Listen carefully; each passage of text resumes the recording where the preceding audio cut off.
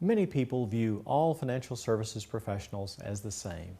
They assume that a stockbroker is the same as a financial planner, a financial advisor, or financial consultant, or other such name. Now, while in some cases this might be true, more often than not, the differences can be quite important. If a financial services professional works for a brokerage firm, the professional is held to a standard called suitability.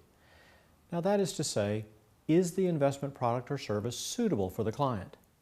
In the brokerage world, the product or service need only be suitable for the client. The focus of the rules and regulations for brokers is on responsibility to the brokerage firm.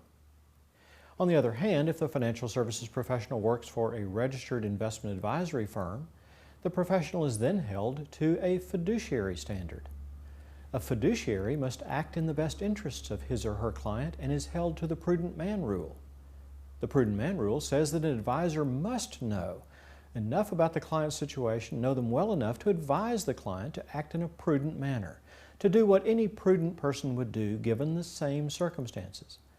In other words, the best interests of the clients have to come first, before the interests of the advisor or the advisor firm that employs them. Now, that's a very different standard of care than found in the brokerage world.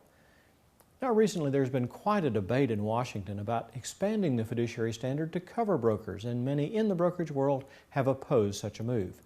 Clearly, the fiduciary standard is the higher standard of care.